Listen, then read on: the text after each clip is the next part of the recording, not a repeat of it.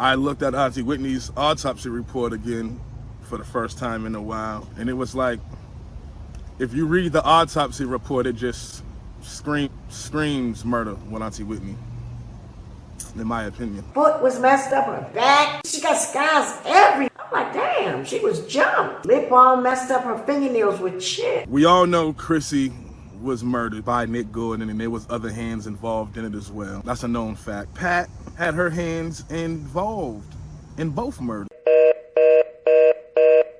I am learning now that her bodyguard disallowed baths. And I'm wondering, when did that rule go by the wayside? What happened, and why was she disallowed baths? And when she did take a shower, Allison, she was checked on. What's even, more wild is neither of us, after that happened to Nippy, neither of us would take She's in a bathtub, and she's not slipped into the bathtub. She's flipped over, and she's face down underwater. And I think before we went on the air, you said the temperature of the water? This is perplexing. This is the one thing that got me. When she was declared dead at 3:46 in the afternoon, the temperature of the water was not taken until later that night at 9:35 p.m. and it was 93.5 degrees 6 hours after she was declared dead. How was that even possible? She was obvious, her teeth was missing. She was drug up some stairs, so it was obvious Chrissy was murdered. Whitney's found in the bathroom. Chrissy's found in the bathroom. Max found in the bathroom.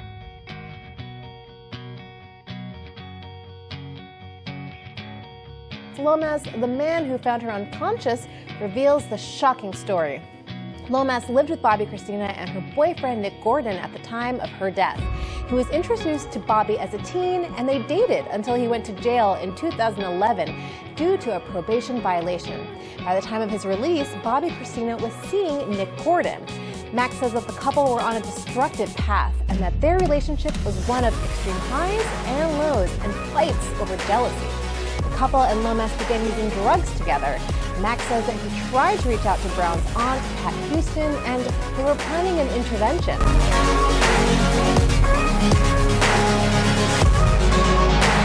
Pat, you would be around her. Gary, Ray J, Nick Gordon, Brandy Burnside, Mary, Pat's relative, Ray, which is Pat's brother, Whitney's security. You're not scaring me with all the threats. If I speak out and mention Ray J's name, she's going to sue me. You can't. I have to tell what you did. That's what makes you so good, because you wouldn't take no for an answer.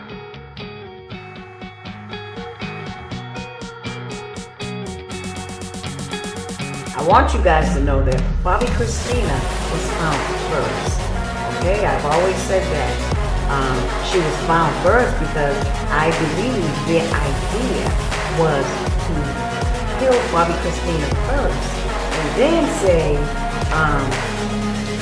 kill Whitney second and say that Whitney found her dead and all that stuff. But that didn't happen. Bobbi Kristina was strong enough to come through in that bathtub incident at the W. Hilton. Okay, and the reason why I say that Ray J had to, him or Nick or both of them, because they were around Bobbi Kristina at this time. I believe that Ray J gave my niece something. I believe that him and Nick, and they were all. They called Aaliyah, Whitney's niece, and told her, get your aunt out of that hotel. Yes. Okay? Pat and Gary, you two are seen. Seen. This is not hearsay. Staging the scene.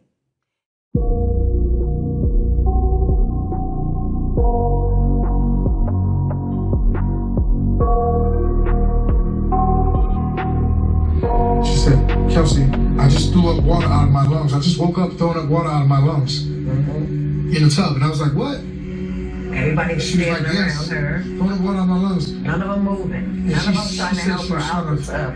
Go lay down and go to sleep. She said she locked her door, and that's all she remembered. She said she didn't remember nothing else. Right, after she locked the door. She just woke up throwing up water out of her lungs in this tub. Security was all in the room, and they was They was filled up in the room, but standing about arm's length away from each other. They was just standing there like they seen a ghost. Like they all saw a ghost. And I got up and our clothes wasn't nowhere to be found, my bags or nothing. So I ran to my mother's room. Right. And I could hear Auntie Whitney in the background. She went back to Auntie Whitney's room. Right. Now this is what I think happened. I think at that point, Whitney was calling Pat. She was trying to call everybody. Everybody's ignoring her calls. Nobody wants to answer her calls. And I'm sitting there going, you didn't want to answer that phone for Whitney, and you didn't answer it all day because you didn't want to face her. I know Auntie Whitney. I know her like the back of my hand. Of course she's going to jump up. She jumps up. She runs down to Chrissy's room. She went down to that room, and what was in her mind was she was saying, I know all these, you know what's is in this room, and they're probably in there getting high in my daughter's room. Let me go down here and see what's going on. I believe when Auntie Whitney opened that door, Ray J was in there, Nick, Gary, Raffles, who knows who else. I believe there was beer, there was alcohol around, they was all standing around in there getting high. Auntie Whitney finds them in there, and a fight breaks out. Tell me what happened to my daughter. How come she was found in the bathtub and nobody called my phone?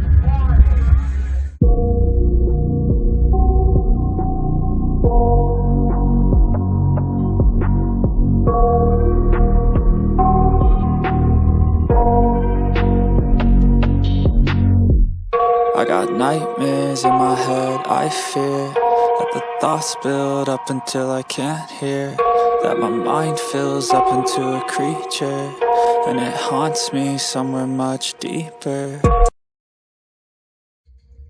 They stabbed her to death. That was so sad because I feel like she didn't have to die. she didn't have to die. She did not have to die. The doctors told us They wanted her to die. that she would be fine. The doctor said, give it 6 months, she's getting better. I did things with Chrissy. I did pressure points and different things, and Chrissy's eyes were opening and she was responding to everything that I did. None of these people, Pat, this lady attorney, they don't care about Chrissy's life. I know they don't. All they cared about was the money. They wanted money. They didn't care about Whitney. They just wanted the money. Yep. Get the money. Everything is about the money. It's all about money. Roots all evil. Yep. It's ridiculous.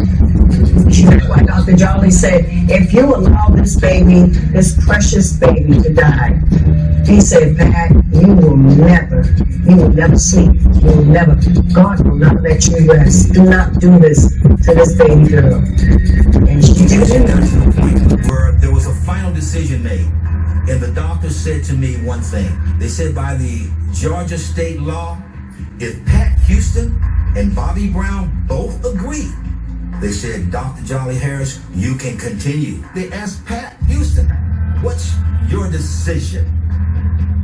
Pat Houston says, my decision is to let her peacefully pass away. She said, my reason for saying this is because I know her. Pat Houston said that I know Chrissy better than anyone. She said she would not want to live if she could not sing and dance. She would not want to live if she knew she was going to be paraplegic or left in a bed in a hospital for the rest of her life. She said she would not want to live. That's the exact words Pat said. I was not allowed to finish what I came there to do. Pat Houston is the person that I say put the nail in the coffin. She put the nail in the coffin by telling these people to let Bobbi Kristina die.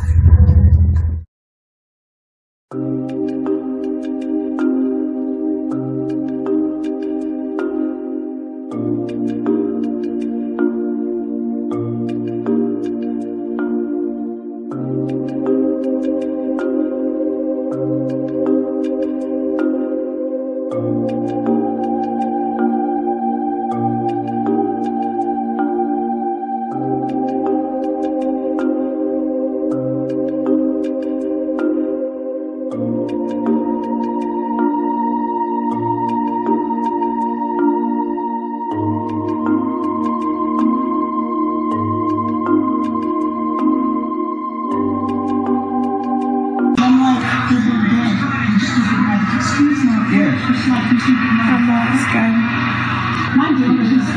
daughter graduated high school. My daughter was in college. My girl got to the 7th grade. Are you kidding me?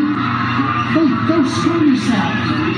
Gran's father drove her mother took to school every day that she was in school.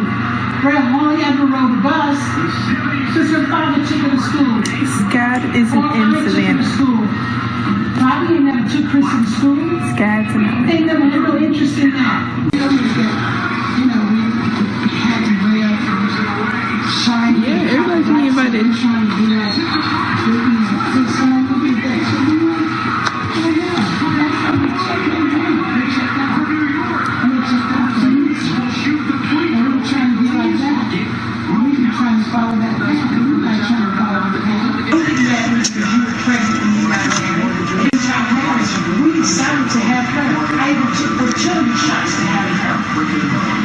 So, it's like we kept normalcy in our life because we didn't allow them into our space.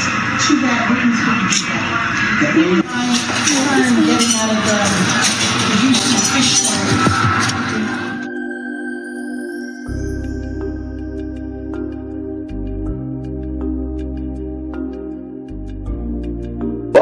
What was your dialogue with them going? Were there any ground rules established, like this is what I'm going to do, this is who I am, I'm not trying to hold you down, or was it just casual? It was the ground. Right then when I was messing with them, I was right at the peak of the Kim K sex tape. I'm on top of the world as far as being a bad boy. Right. So at that point, it just, you know what's up. I'm going to say you're going to be with me when I want you to be with me. Right. And then when we're not together, I'm going to be with her, whoever the fuck I want to be with. You know what's up with me. I'm this. I'm right here. Right. This is what's up. This is my life. Publicly, you know what I do. And how did you feel about that internally? Was you cool with that? At that point, I was both down. I didn't have anybody like, hold on, cut all of this shit out. Reconstruct your career now. So it made me change. I would have had to. No, right, but I'm just saying, even as a friend. No, I would have had to. Because the gossip but I would there. have still had to. I would have. Right. When that was something that every day I was with her, I was not happy. Right. She was like, I was not happy. Right. And I wasn't happy. She was yearning, for things. For more. For she was yearning. Yeah, we don't have to.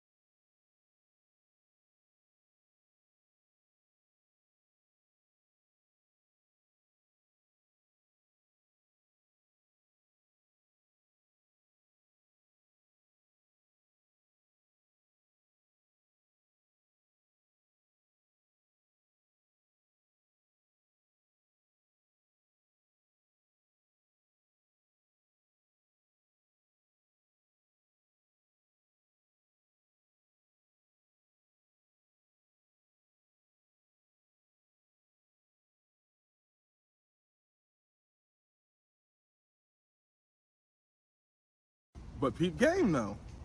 Me and Landon were on the phone and we're having a conversation. I don't know if you guys are familiar with Max Lomez, but he's one of the individuals that was in the house when Chrissy was found. There was another young lady that was in there too, as well. But either or, we're talking, and I'm telling Landon, I'm like, damn, you know, Max ended up passing away. He had no recollection of Max passing away. He didn't, I mean, I'm sorry, he didn't know nothing about Max passing away. He didn't know about it. And so I'm telling him, yeah, Max ended up passing away. Crazy thing was, what just popped out to me, maybe, and I mean, it might not be nothing, but it popped out to me. It's mighty suspect. I look it up on Google to let him know how he passed. When I look it up and I type in Max, it said he was found in a bathroom. How ironic is that? Excuse me, y'all. That's crazy to me. I honestly don't know what significance is the bathroom. Auntie Whitney's found in the bathroom. Chrissy's found in the bathroom. Max found in the bathroom. That was just crazy to me. That was just crazy to me. And all of these people, you know, when killed, the only people that was held information that could speak out, they end up dead as well, dying from a drug overdose. Max, Nick, the people that could speak out and say something about it, are no longer here to say a word. And that's crazy. But you know, we furthermore was going into conversation, and he was you know, he was saying, you know, Pat, when Chrissy was in the hospital, Pat was steady trying to pull the plug on Chrissy. And the doctor came and said, there's no plug to pull. So I don't understand why she keeps saying, pull the plug.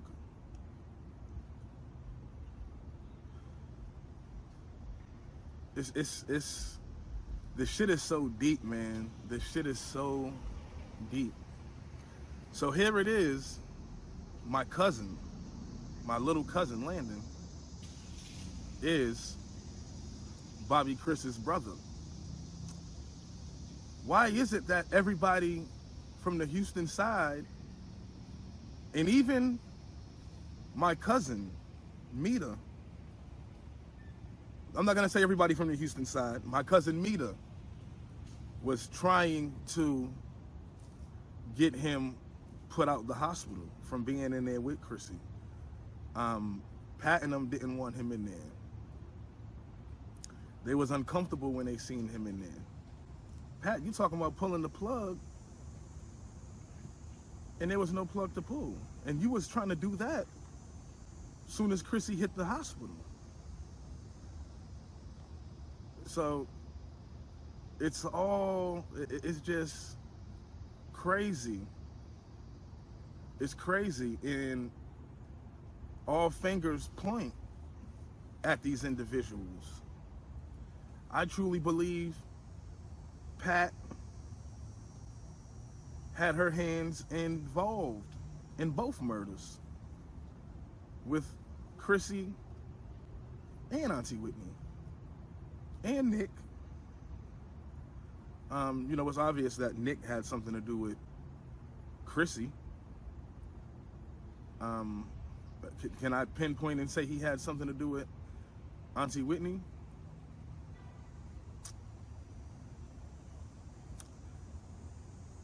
I think all of them was on an agenda. I believe